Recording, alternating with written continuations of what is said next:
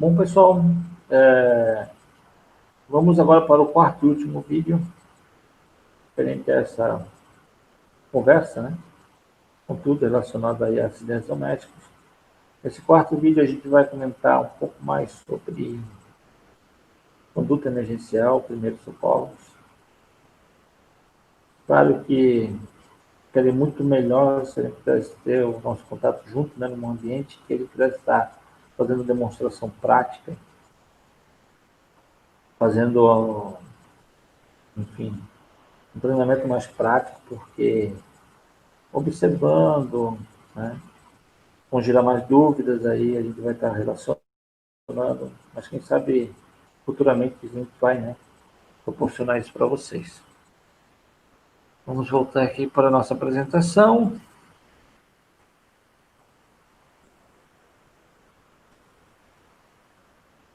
Pessoal, então, na questão das condutas emergenciais, né, o que a gente trabalha como uma orientação geral, certo?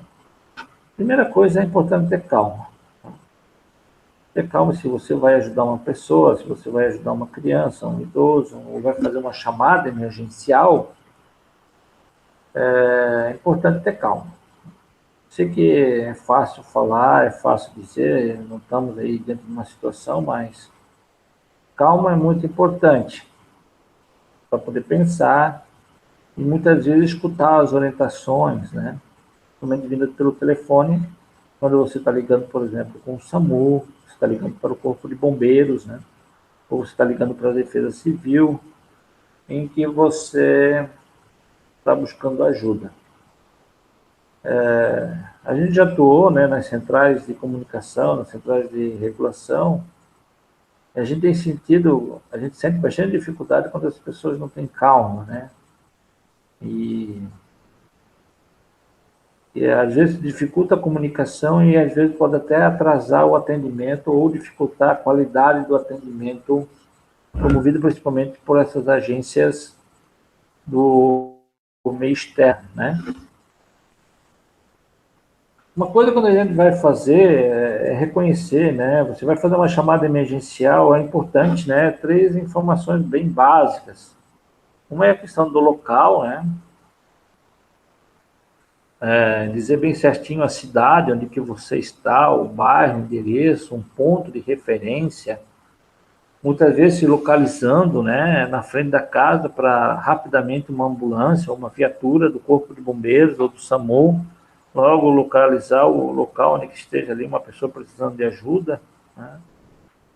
O local, descrever bem certinho, né? Eu gosto de orientar, né, que as pessoas primeiro comuniquem, né, a cidade em que está, o bairro, o endereço, um ponto de referência e de preferência estar na frente, né, do local para sinalizar quando chegar o ambiente, né, ao chegar no caso a viatura. Outra questão muito importante é você denominar o número de vítimas, né? Qual o número de pessoas que está precisando de ajuda, porque, conforme a legislação, é uma ambulância para cada vítima. Então, se o órgão que está recebendo a chamada emergencial souber bem certinho o número de pessoas que estão precisando de ajuda, certamente essa instituição vai deslocar, né, o número de ambulâncias, o número de recursos disponíveis para essa condição. Outra situação importante é você descrever a ocorrência durante a chamada, né? O que realmente aconteceu, como é que está a pessoa, né? Se a pessoa está inconsciente, se a pessoa está orientada, por exemplo, né? Se a pessoa está sangrando, se a pessoa está respirando, o que provocou o acidente, né? Tentar descrever de alguma forma a ocorrência também isso é importante, porque muitos recursos, né? A instituição que está prestando ajuda vai facilitar para poder orientar as equipes em deslocamento à sua residência ou ao seu ambiente em que está precisando de atendimento. Outra coisa importante, né, muitas vezes eu tenho claro que existe uma regrinha no atendimento e muitas vezes os socorristas, né, tanto do SAMU como do bombeiro, eles vão estar fazendo algumas perguntas. Então, essas perguntas estão muito ligadas a uma regrinha básica que a gente chama de sample, né? Sample, né? Em que cada letra dessa representa uma informação importante. Por exemplo, S, sinais e sintomas, né? Então, sinais muitas vezes a gente observa na pessoa, né? Uma queimadura, uma hemorragia, a gente observa uma lesão, né? O estado da pessoa, como também os sintomas. Só que os sintomas a gente depende da pessoa estar relatando, né? E às vezes o que a pessoa está falando sobre a dor, né? O local da dor, a intensidade da dor, se é uma dor contínua, se é uma dor intermitente, como está a evolução dessa dor. Então, como também outros sintomas, né? Náuseas, formigamento, tontura. São sintomas que muitas vezes é importante estar relatando para as equipes de resposta, né? Uma informação importantíssima, né? Se você sabe, tem que informar se você sabe se você é alérgica a alguma substância, né? Principalmente a alergia a medicamento, se você é alérgica a algum alimento, alergia a alguma outra substância que você já saiba, né, que tem essa alergia. Se você faz uso de medicamentos, qual medicamento que você faz uso, se você tomou, né? Se você tem algum passado médico, se fez alguma cirurgia no passado, fez algum tratamento médico, né? Líquidos e alimentos, se você se alimentou, né? Aqui geralmente a gente precisa saber, enquanto socorrista, qual foi a sua última ingestão oral, né? O que você se alimentou, o que você bebeu. Aqui também geralmente o pessoal pergunta se você fuma, há quanto tempo você fuma, né? Pergunta sobre o evento, né? Se você, por exemplo, se chateou, o que promoveu a ocorrência, o que promoveu o acidente, né? As condições do acidente, como também outras perguntas vão surgindo, mas os socorristas geralmente organizam uma entrevista, né, com a vítima, com o paciente, geralmente nesse esqueleto aqui que a gente chama de sampling, né? Sampling, tá? Bem, como é de conhecimento já de todos, a gente, geralmente hoje nós temos ainda dois números de chamada emergencial, né? Que é 192, que é o SAMU, né? O SAMU ele é o braço operativo do SUS diante aí do atendimento pré-hospitalar, né? Em que aqui você tem profissionais da área da saúde, médicos, você tem enfermeiros, nas ambulâncias de suporte avançado de vida, como você também tem técnicos de enfermagem, né? Nessas ambulâncias. E você tem um 93 que vem do Corpo de Bombeiros. O Corpo de Bombeiros também tem ambulâncias, só que geralmente não tem profissionais da área de saúde, né? O bombeiro, geralmente, a gente costuma trabalhar o suporte básico de vida. É um suporte básico, né, de atendimento ao socorro, mas só que aqui não envolve medicação, não envolve acesso venoso, por exemplo, né? Então, o recurso aqui fica bem mais limitado, né? A gente costuma orientar, né, que as pessoas que têm casos clínicos, doenças, ou que a vítima esteja livre em um determinado, né, situação, como por exemplo um atropelamento, mas a vítima está livre, é importante sempre estar chamando o SAMU, né, porque o SAMU ele vai ter muito mais recursos, principalmente medicamentosos, né, de analgesia, por exemplo, de suporte para atender a vítima. Agora, se a vítima está numa condição de resgate, de busca, salvamento, se ela está presa, que de repente ela está num local inacessível, que precisa ter um pessoal mais treinado, equipamento, aí você chama, né, o bombeiro através de 193. São dois serviços disponíveis para a sociedade, né? O bombeiro tem esse serviço mais histórico, né? Geralmente iniciou da década de 80.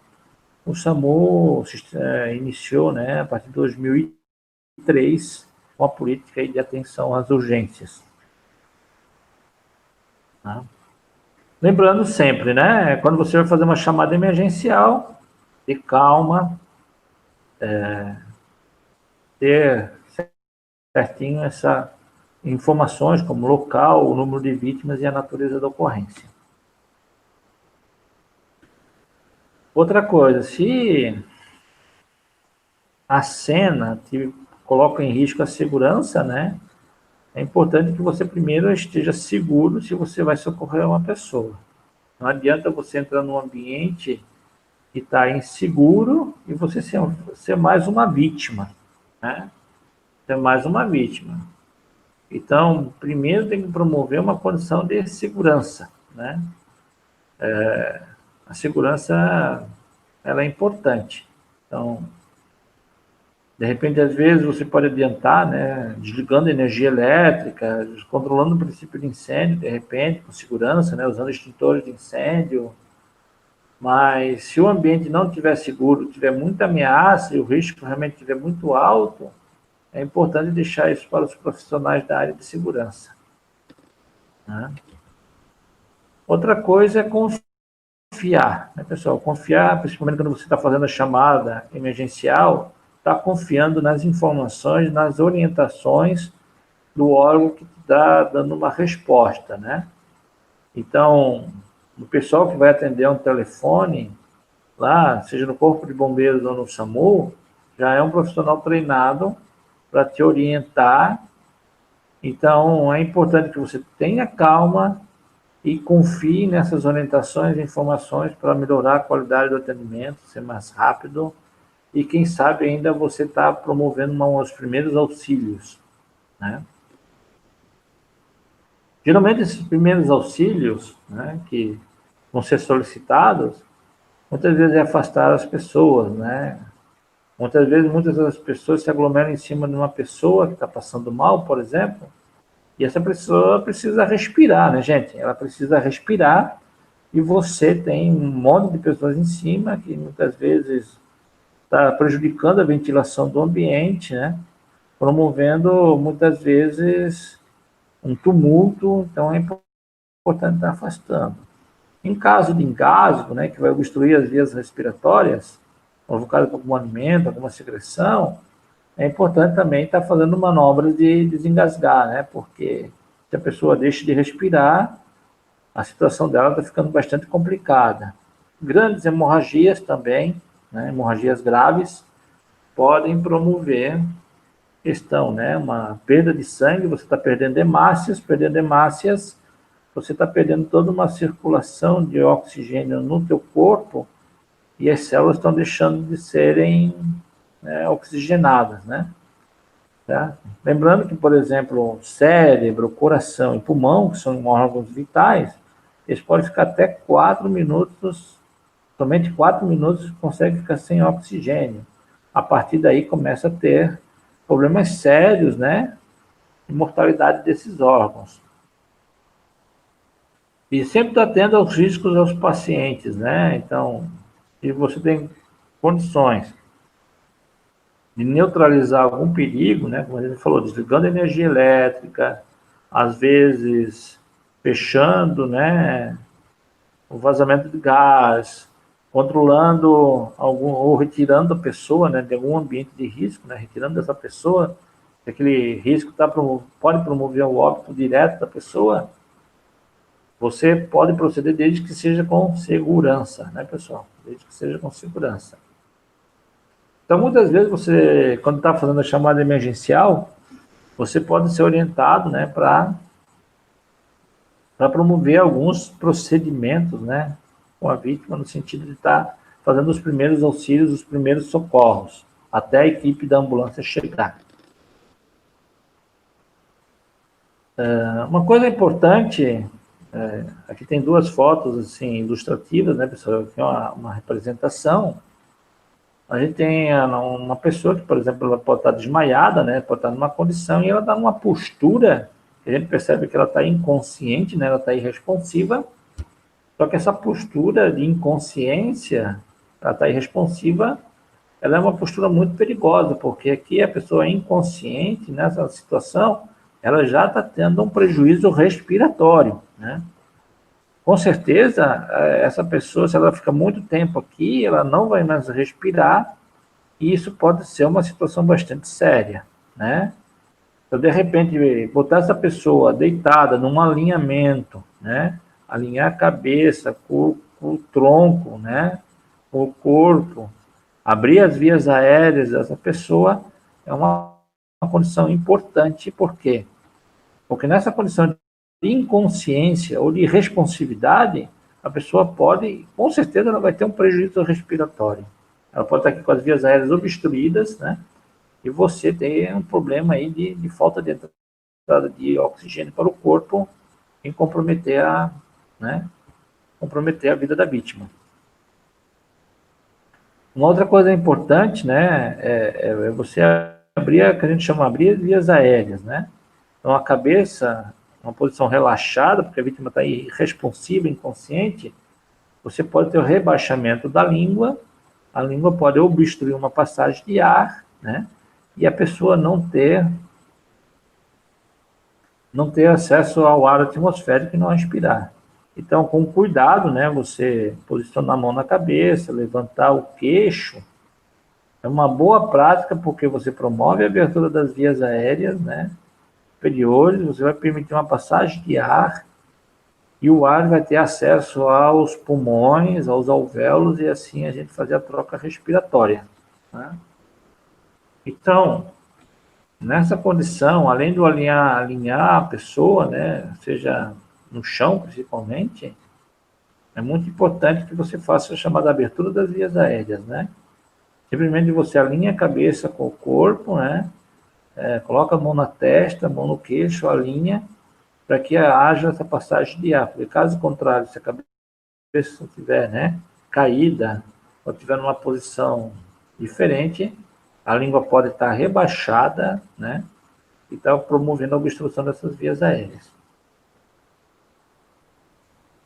Claro, se a pessoa estiver respirando, né, uma outra coisa importante é lateralizar, né? A lateralização é importante para você evitar broncoaspiração. Então, muitas vezes a pessoa convulsionou, passou mal, né? De alguma forma, se ela ainda está respirando, você lateralizar, né, que a gente chama de posição de segurança, né? Colocar aqui um objeto macio, manter ele com a boca aberta, é muito importante, porque se caso ele vomite, você tenha líquidos, né, na boca, logo esse vômito, como esse líquido, vão ser removidos, a pessoa não vai broncoaspirar, né, não vai broncoaspirar, não vai gerar uma outra situação perigosa. Então, muitas vezes, lateralizar a pessoa, né, ela é muito importante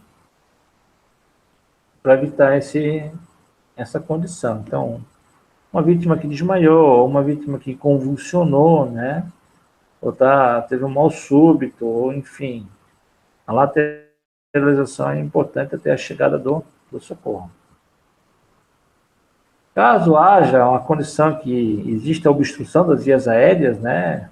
Por exemplo, aqui nós já estamos trabalhando a condição de um bebê lactente, né? Que a gente concede uma criança até 1 ano de idade, o bebezinho pode engasgar com leite, né? Então, uma atitude bem fácil, mas tem que ter calma, né, pessoal? Lembrando, calma é importante, né?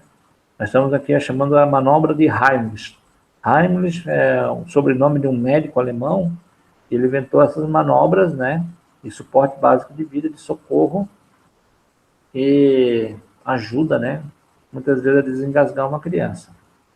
Então, se tiver essas vias aéreas engasgadas, né, obstruídas, a criança, né, muitas vezes está até já roxinha, o importante é você estar sentado, né?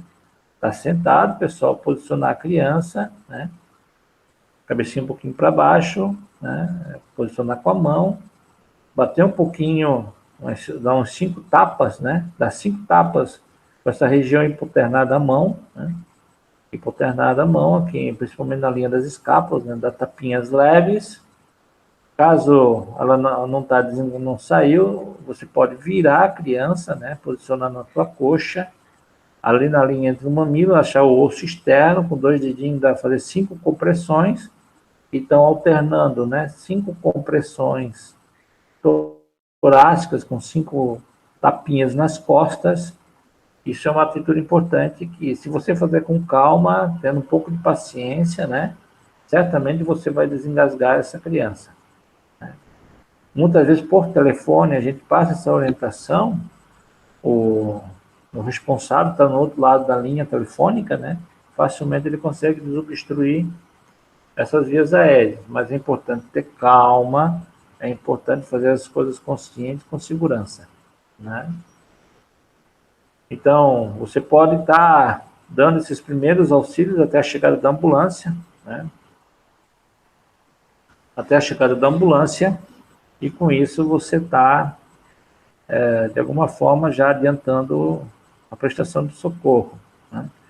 Lembrando que mesmo quando a criança chorar, ela vai voltar a respirar, né? Então ela vai chorar e ela vai voltar a respirar, é sempre importante levar essa criança para o médico pediatra, tá? Por quê? Porque mesmo que ela tomou um pouquinho de leite materno, um pouquinho de líquido, esse líquido, essa criança pode ter broncoaspirado, né? Esse produto pode ter entrado nas vias respiratórias, então a criança ela tem que ir ao médico para fazer essa avaliação. Então, mesmo que você de repente conseguiu desengasgar, conseguiu desobstruir a criança, voltou a respirar, ela chorou, essa criança precisa ir ao hospital. Em caso de adultos, né, que tem essa condição de engasgar, né, com objetos, geralmente adultos já trabalham em objetos sólidos, né, como alimentos, as crianças menores com objetos como moeda, peças de carro e assim por diante, né, a gente pode fazer o que a gente chama de o abraço da vida, que também é um outro nome para a manobra de Heimlich, né. Então, o abraço da vida, você se posiciona atrás da pessoa, né? Coloca uma das pernas no meio das pernas dessa pessoa, pergunta se ela está engasgada, se ela precisa de ajuda. Você vai colocar a mão, né, um pouco abaixo aqui, ó, do esse apêndice tifoide, né? Vai colocar outra mão por cima e você vai fazer um movimento como se fosse um J, né? Então, você vai pressionar para dentro e vai levar um pouquinho para cima. Então, esse movimento que você vai fazer nessa pessoa, no sentido de criar no sentido de criar uma pressão para desobstruir, né? Essa pressão, esse movimento tem que ser feito com firmeza e fazer como se fosse um J aqui, né? Você vai colocar a mão um pouco para dentro e subir com ela, fazendo um J, né? Então, enquanto a vítima estiver consciente, ela estiver ficando em pé, você vai tentando, né, fazendo essa manobra, chamada manobra de Heimlich, até ele conseguir expelir, né, o objeto que está provocando o engasgo. Caso a vítima fique inconsciente, né, você está fazendo as manobras, ela fica inconsciente, você coloca ela no chão com segurança, né, coloca ela no chão com segurança, né, protegendo a cabeça. Você vai se posicionar no lado, né, colocando os pés bem próximos, bem encostados no corpo da vítima, se colocar nessa posição com os braços retos. E você ali, né, na linha dos mamilos, vai colocar a mão em cima do osso externo e você vai fazer o que a gente chama de compressões torácicas, né? Então, até a chegada do socorro, se ali você está atendendo essa pessoa, ela ficou inconsciente, você coloca ela no chão, né, bota o corpo alinhado, abre as vias aéreas e, no caso, você vai se posicionar, né, colocando bem o pezinho encostado junto aqui com a vítima, posicionar o teu corpo, braço reto, porque assim você vai gastar menos energia, vai ficar menos cansado e você vai fazer pressão, compressão torácica, sempre observando na boca da vítima para ver se surge, né, surge o objeto ali que está promovendo o engasgo.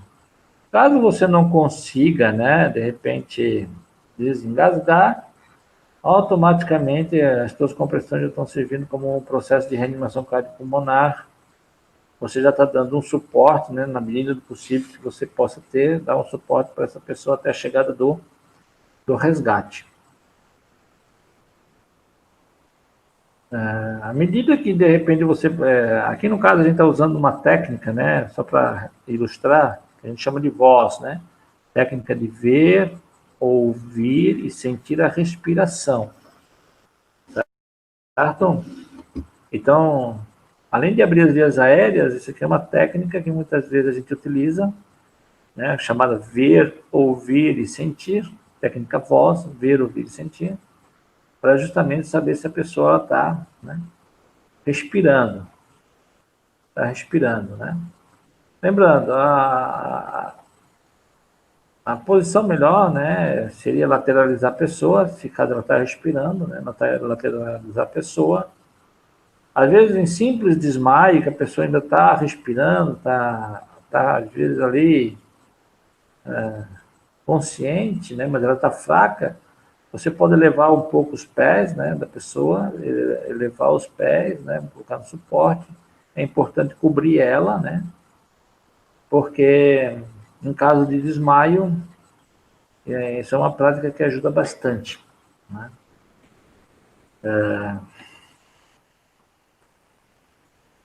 As questões das hemorragias, né, provocadas por várias situações. Eu posso ter hemorragias provocadas por cortes, né? Então, essas hemorragias vão provocar um sangramento e logo é importante estar controlando esse sangramento, tá, pessoal? Se eu colocar aqui uma gaze, uma compressa ou um pano bem limpo e fazendo bastante compressão em cima do ferimento, né, automaticamente eu estou promovendo aqui um processo chamado de hemostasia, quer dizer, eu vou iniciar um processo de coagulação do sangue e logo eu vou controlar. É importante falar que sempre depois que colocou, né, colocou o pano, colocou a gás ou a compressa, jamais se tira, tá?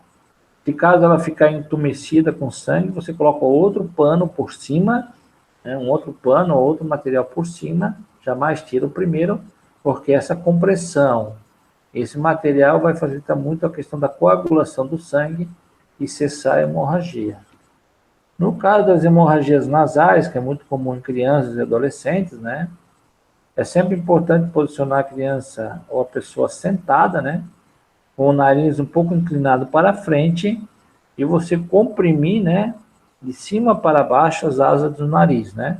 Então você coloca essa pessoa sentada, muitas vezes olhando, posicionada com o rosto, né, o nariz um pouquinho para frente, você vai comprimindo, né, as asas do nariz e aguardando, você vai conseguir controlar essa hemorragia do nariz, que também a gente chama de epistaxe, né? Epistaxe é chamada de hemorragia nasal. Então, essa questão da chamada pressão direta, né? Ou da compressão direta, ela é muito importante para o controle da hemorragia. Claro, pessoal, se você também tem condições de se proteger, né? Colocar uma luva na mão, ou uma sacola plástica, né? Para proteger, porque muitas vezes o sangue também pode ser um vetor de doenças, e você pode também estar se contaminando, né? Ou você contaminando o ferimento que está aberto aqui da vítima, certo?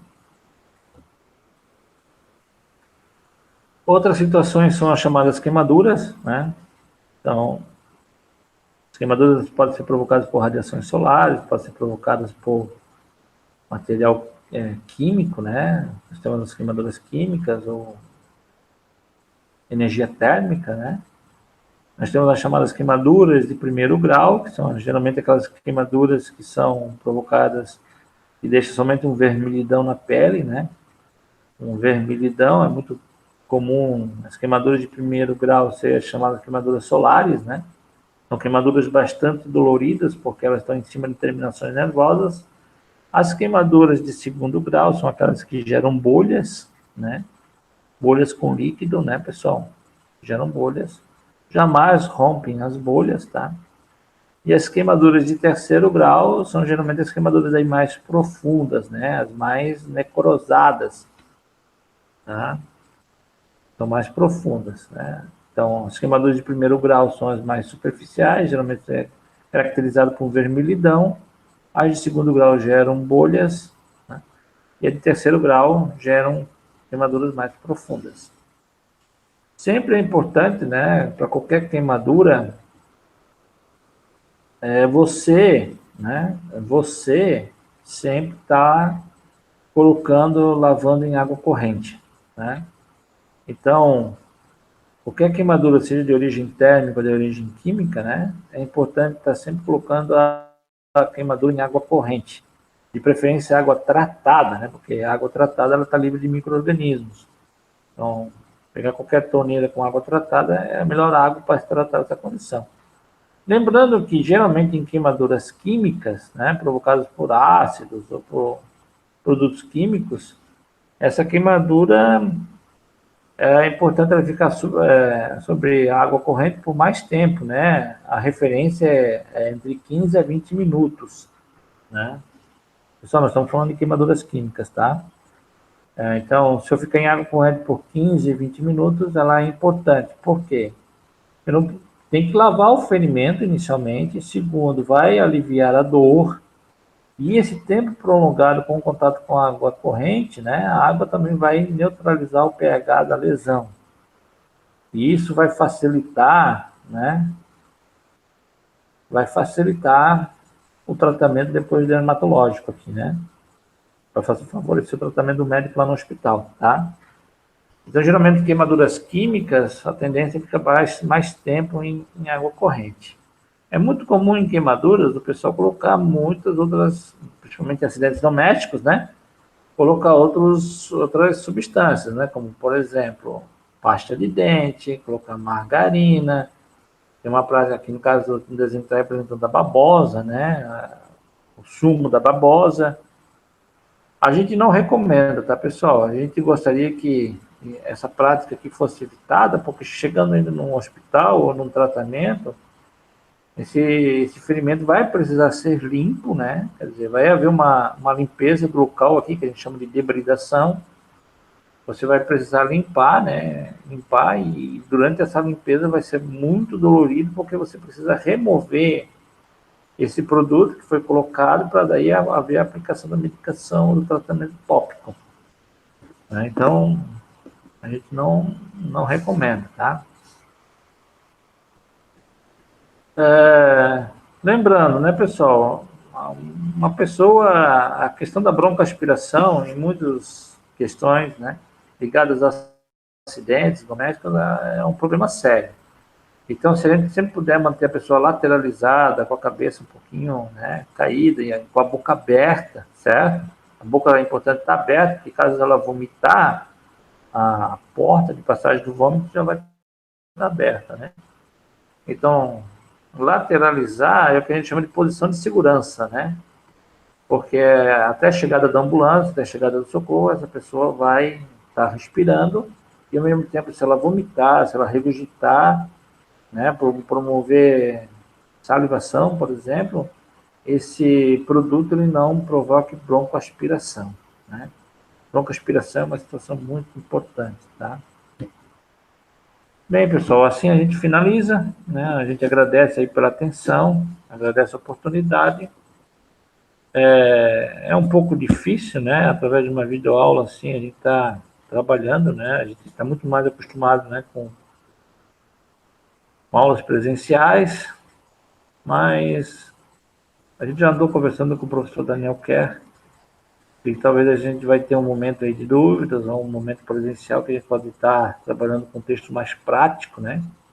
Um texto mais objetivo para reforçar esse conteúdo. Tá? Muito obrigado pela atenção. Se cuidem, né? Se cuidem. Essa tempestade vai passar. É importante a gente aproveitar o momento aí para ressignificar, né, várias questões e que o novo recomeço seja logo que a gente saiba aproveitar melhor essa nossa vida, né? Que é um presente da humanidade. Certo, pessoal? Saúde e vida longa para todos. Fiquem bem.